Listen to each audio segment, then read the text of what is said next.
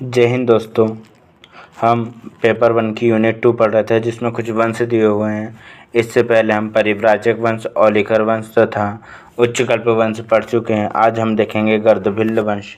गर्दभिल्ल वंश में हम क्या क्या देखेंगे, उसका परिचय देखेंगे, जानकारी कहाँ कहाँ से मिली उसके स्रोत देखेंगे, संस्थापक, राजधानी तथा प्रमुख जो शासक रहे हैं तथा प्री तथा मेंस के लिए कुछ परीक्षा उपयोगी तथ्य भी देखेंगे। तो आइए दोस्तों हम शुरू करते हैं। पहला है गर्दभिल्ल शब्द का अर्थ है गर्दभि अर्थात विज्ञान का ज्ञाता या जानकार, अर्थात जो विद्या के बारे में जानता है, ये जो ज्ञाता है या फिर जानकार है उसे हम गर्दभिल्ल कहते हैं। जैन ग्रंथ है अपना थेरावती जो कि मेरुतुंग ने बनाया। उसके अनुसार 182 ईसा पूर्व में उज्जैनी में गर्दभिल्ल वंश की स्थापना गंधर्व सेन ने की थी। गंधर्व सेन गर्दभिल्ल के नाम से प्रसिद्ध हो गया। संस्थापक इसका गर्दभिल्ल है। राजधानी इसने उज्जैन बनाई थी। तो ये तो हमें याद रह जाएगा, गर्दभिल्ल राजा है, गंधर्व सेन नाम था इसका। तो बाद में इसको हम गर्दभिल्ल कहा जाने लगा। इसने राजधानी उज्जैन बनाई थी। ठीक है, ये जो हमारा उज्जैन की लोकेशन, महाकाल की नगरी, बाबा महाकाल की नगरी। इसके बाद में हम जानकारी के स्रोत के रूप में देखेंगे पुराणों में कौन कौन सी थी, जैन ग्रंथ कौन से हैं जिससे हमें जानकारी के स्रोत मिलते, साहित्य तथा कालिदास रचित जो ग्रंथ हैं उनमें भी हमें गर्दभिल्ल वंश की जानकारी मिलती है। पुराणों में हम देखेंगे वायु पुराण, विष्णु पुराण तथा मत्स्य पुराण। वायु पुराण में भी गर्दभिल्ल वंश की जानकारी मिलती है, विष्णु पुराण में भी और मत्स्य पुराण। विष्णु भगवान कहाँ जल में रहते हैं, जल में कौन मछली रहती है और वायु चलती है, तो उनका चक्र वायु की तरह चलता रहता है। तो पुराण हो गए हमारी तीनों। जैन ग्रंथ है त्रिलोक प्रज्ञप्ति जो कि यतिवृषभ कृत ने द्वारा लिखित है। हरिवंश पुराण है जिनसेन कृत द्वारा थेरावली या थेरावती हम देख चुके हैं, मेरुतुंग कृत है ये। साहित्य हम जो कथा सरित सागर एक साहित्य है, उसके लेखक सोमभट्ट है, उसके साहित्य से भी हमें इसकी जानकारी मिलती है। गाथा सप्तशती राजा हल के द्वारा और सिंहासन बत्तीसी से भी हमें गर्दभिल्ल वंश की जानकारी मिलती है। अब हम कालिदास ने जो ग्रंथ लिखे थे उनमें भी रघुवंशम, कुमार संभवम, मेघदूतम तथा विक्रमोर्वशीयम ऐसे ग्रंथ हैं जिससे हमें गर्दभिल्ल वंश की जानकारी मिलती है। अब हमारा अगला है प्रमुख शासक। इससे पहले हम शासकों का क्रम देख लेते हैं। भृतहरि राजा थे, सबसे पहला तो हम देख ही चुके हैं। गंधर्व सेन थे जो कि संस्थापक थे। भृतहरि सेकंड नंबर के राजा थे। उसके बाद में विक्रमादित्य। भृतहरि वही है जो कवि है। विक्रमादित्य जिन्होंने शकों को पराजित किया था। विक्रमचरित नाम के एक राजा है जिन्हें हम धर्मादित्य भी कहते हैं। फिर भाईल, नाइल और नहाद्र भी राजा रहे हैं। अब हम एक एक राजा को देख लेते हैं। सबसे पहला हम देखेंगे गंधर्व सेन जो बाद में गर्दभिल्ल के नाम से प्रसिद्ध हो गया। तो यह क्या था, गर्दभिल्ल वंश का संस्थापक था। इसने महेंद्र आदित्य की उपाधि धारण की थी। मत्स्य पुराण में इसके बारे में जानकारी मिलती है। मत्स्य पुराण में कहा गया शुंगों का उन्मूलन एवं गर्दभी विद्या का ज्ञाता होने के कारण इसे गर्दभिल्ल कहा गया है। युद्ध इसने शकों के साथ संघर्ष किया। शकों के साथ इसने जब संघर्ष किया तो इसकी पराजय हुई और शकों द्वारा उज्जैनी पर अधिकार कर लिया गया। इसका पुत्र था भृतहरि और दूसरा पुत्र था विक्रमादित्य। तो हम देखते हैं भृतहरि गर्दभिल्ल वंश का शासक तथा विक्रमादित्य के अग्रज अर्थात बड़े भाई थे। संस्कृत साहित्य के एक महान कवि थे। इन्होंने जो शतक त्रय जिन्हें हम पढ़ते हैं, नीति शतक, श्रृंगार शतक तथा वैराग्य शतक की रचना की थी। इनकी पत्नी का नाम पिंगला था जिससे वे अत्यधिक प्रेम करते थे। अब पिंगला के बारे में हम देख लेते हैं। इनकी पत्नी का नाम था पिंगला। पिंगला भृतहरि की एक रानी थी जिसकी स्वामी भक्ति पर उन्हें अटूट विश्वास था। किंतु पिंगला की दुस्वारिता की घटना सुनकर भृतहरि ने वैराग्य धारण कर लिया। अब हम अगले देखते हैं विक्रमादित्य गंधर्व सेन का जो वास्तविक उत्तराधिकारी कह सकते हैं, वो विक्रमादित्य थे। इनका मूल नाम में भील या इल संभावित बताया जाता है।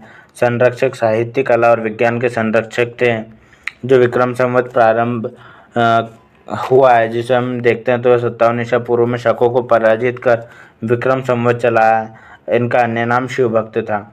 आप मुझे कमेंट में यह बताइए कितने ऐसे राजा हैं जिन्होंने विक्रमादित्य की उपाधि की धारण की, और सबसे प्रसिद्ध महान राजा कौन थे। इन्होंने किन किन को संरक्षण में दिया। धन्वंतरि, क्षपणक, अमरसिंह, शंकु, वेताल भट्ट, घटकरपर, खरपर, कालिदास, वराहमिहिर और वररुचि। अब हम इनको देख लेते कि कौन सा कवि किसके लिए फेमस है। जो धन्वंतरि चिकित्सक, जो चिकित्सा क्षेत्र में काम करते हैं, उनके पास धन आता रहता है। न्यायविद और दर्शन शास्त्री, अब जैसे हम महाकाल उज्जैन जाएंगे तो वहाँ हमें क्षण भर में न्याय मिल जाता है, और दर्शन भी क्षण भर के लिए ही होते हैं महाकाल बाबा के। तो छपणक हो गया। साहित्यकार कैसे रहते हैं, एक बार उनकी कोई कृति लिखा गई, जैसे अभी हमने पिछली बार देखा, अभी भर्तृहरि उनकी कृति लिखा गई, तो वो कैसे हो गए, अमर हो गए।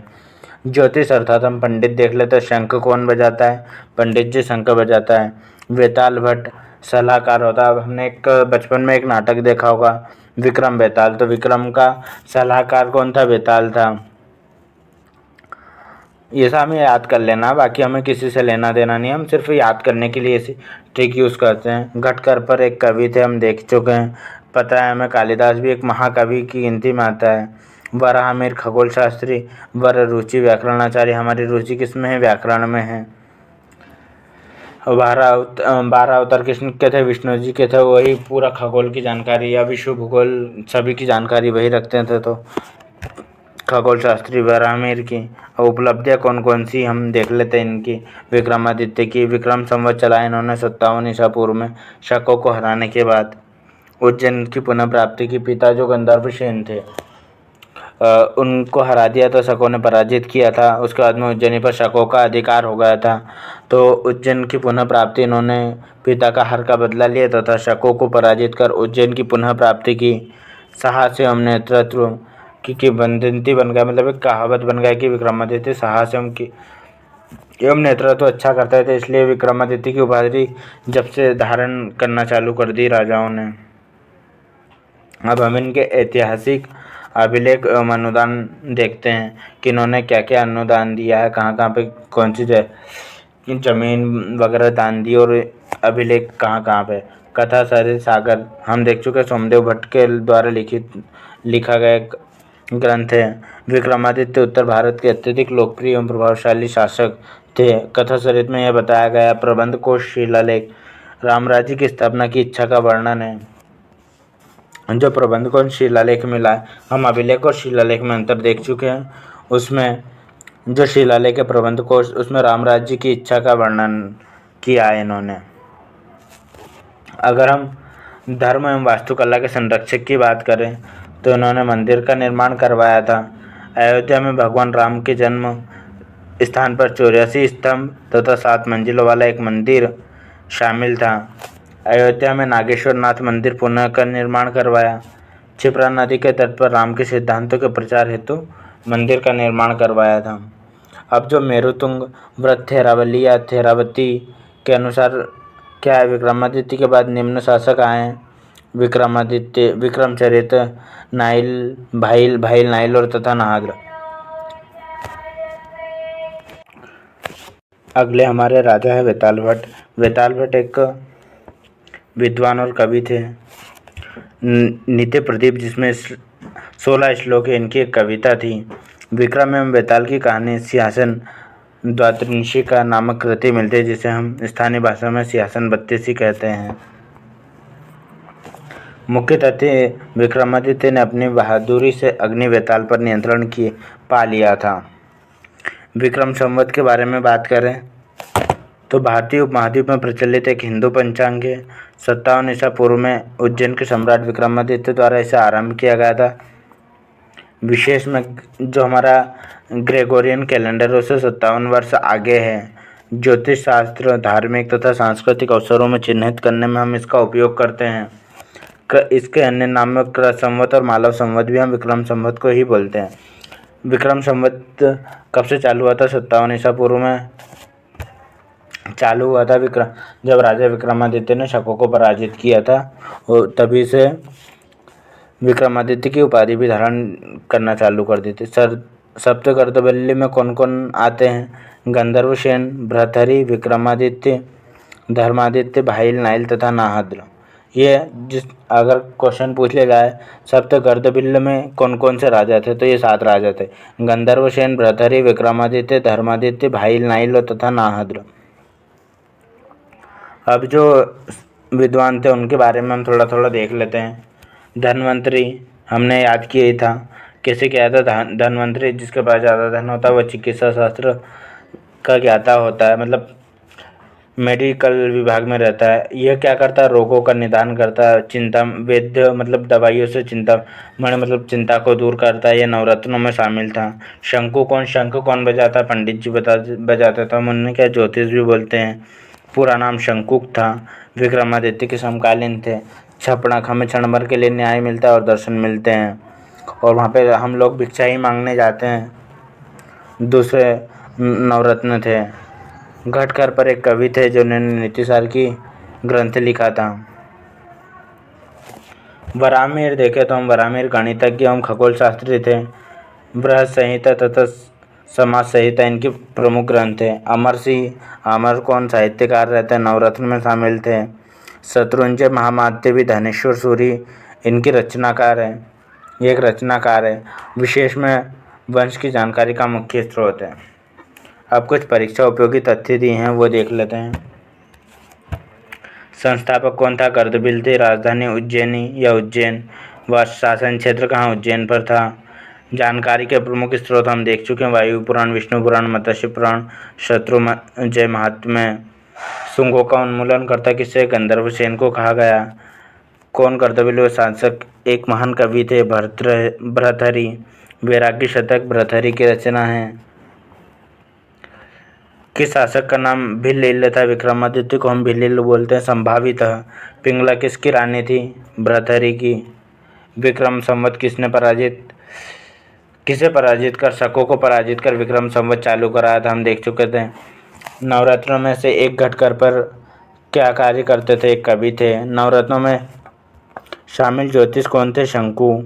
वररुचि व्याकरणाचार्य, हमारी रुचि किसने में है? व्याकरण में। इनका जो ग्रंथ है पत्र कौमुदी विद्या सुंदर है। गर्दबिल वंश का अंतिम शासक नाहद्र। वंश की रचना गाथा सप्तमी के रचयिता राजा हॉल थे। कवि कथासरी सागर के रचयिता के कवि कौन थे? सोमदेव भट्ट। विक्रम संवत का प्रारंभ हुआ था 57 ईसा पूर्व में। शासन बत्तीसी की रचना किसने की थी? बेताल भट्ट ने। कुछ प्रश्न दिए हुए हैं 2 अंकीय, जिसमें गर्दबिल वंश, नाहद्र, गंधर्वसेन, कालिदास। अब जैसे हमने नाहद्र का लिखना है तो नाहद्र में हम ऐसा लिख सकते हैं, यह गर्दबिल वंश का एक प्रमुख शासक था तथा यह नाइल का पुत्र तथा उनका उत्तराधिकारी था, तथा यह गर्दबिल वंश का अंतिम शासक था। ये 2 अंकीय प्रश्न हो गए। भर्तृहरि, वराहमिहिर। भर्तृहरि की रचनाएं कौन कौन सी? अमर सिंह, विक्रम संवत, विक्रमादित्य। 7 अंकी में भर्तृहरि पर टिप्पणी कीजिए। विक्रमादित्य का गर्दबिल वंश को योगदान बताइए। गंधर्वसेन की भूमिका पर टिप्पणी लिखिए। 10 अंकों में विक्रमादित्य का संक्षिप्त विवरण देकर उसके योगदान को समझाइए। गर्दबिल वंश